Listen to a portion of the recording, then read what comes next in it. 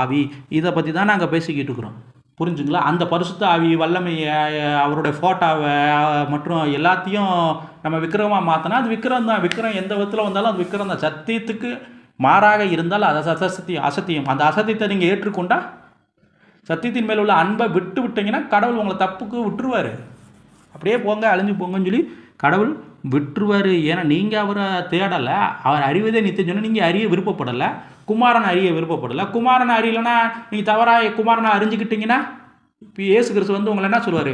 நான் உங்களை அறியின்னு தான் சொல்லுவார். அக்கிரம செய்யக்காரன் விட்டு ஆகட்டும். அக்கிரமம்னா என்னது? பழைய ஏற்பாட்டில் போய் பாருங்கள்.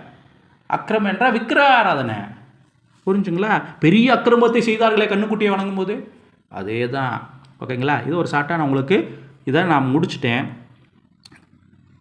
இன்னொரு விஷயம் பாருங்க, இயேசு கிறிஸ்து உலகத்துக்கு வந்ததுக்கு காரணமே பிதாவை, தேவனை வெளிப்படுத்தவும் அவருடைய சித்தத்தை செய்யவுமே ஒரே மத்தியஸ்தராக, ஒரே ஏணியாக, ஒரே ஆசாரியனாக, ஒரே தேடவலனாக, ஒரே மணவாளனாக, ஒரே இரட்சகராக, வானத்துக்கு கீழே ஒரே நாமம் உடையவராக.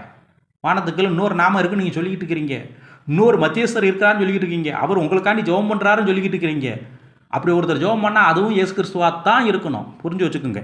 இப்படி ரட்சிப்பின் வேலையை பிதா குமாரனை கொண்டு மட்டுமே செயல்படுத்துகிறார். ஒரே வழி, ஒரே ஜீவன், ஒரே சத்தியம். அந்த சத்தியமும் சத்திய ஆவியும் இயேசு கிறிஸ்துவே. ஒரே சத்தியம் அவர்னு சொல்லும் போது இன்னொரு சத்திய ஆவியும் இருக்காருன்னு சொல்கிறீங்க. என்ன இல்லாமல் கனி கொடுக்க முடியாதுன்னு சொல்லிட்டாரு. நீங்கள் என்னமோ ஆவிங்கனிய அவரை இயேசு கிறிஸ்துவை விட்டுட்டு நீங்கள் இன்னொரு தெய்வம் இருக்கிறாரு, அவர் மூலிமா கனி கொடுப்பேன்னு சொல்லிக்கிட்டு இருக்கிறீங்க. இதை எப்படி செயல்படுகிறார் என்றால், தேவ வல்லமையாகிய ஆவியாகிய ஒரே ஆவியை கொண்டு, அந்த ஆவியாகிய இயேசு கிறிஸ்து தான் ஒரே ஆவியானவர். அவர்தான் உங்கள் வாசப்படியில் இருந்து கதவை தட்டுகிறார். கதவை திறக்க மாட்டேன் என்கிறீர்கள். பரிசுத்த ஆவி அந்த வல்லமையின் நிமித்தமாக தான் தேவதத்துவத்தின் வல்லமை உங்கள் பரிபூர்ணமாய் விளங்குன்னு சொல்கிறாங்களே. தேவதத்துவம்னு என்ன? தெய்வீகம். பிதாவோடைய தெய்வீகமும் இயேசு கிறிஸ்துவனுடைய தெய்வீகமும், பிதாவோடைய தெய்வீகம் இயேசு கிறிஸ்துக்குள்ளே பரிபூர்ணமாக இருக்குது. இப்போ இயேசு கிறிஸ்து நமக்குள்ளே வந்தால் குமாரனை உடையவன், பிதாவை உடையவன்.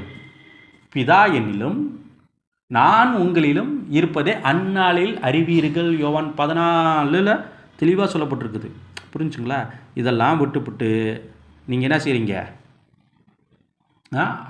பிதா என்னிலும் நான் அவரிலும் இருப்பது அந்நாளில் அறிவீர்கள் தெளிவாக சொல்லப்படும். இதெல்லாம் விட்டுவிட்டு நீங்கள் என்ன செய்கிறீங்க?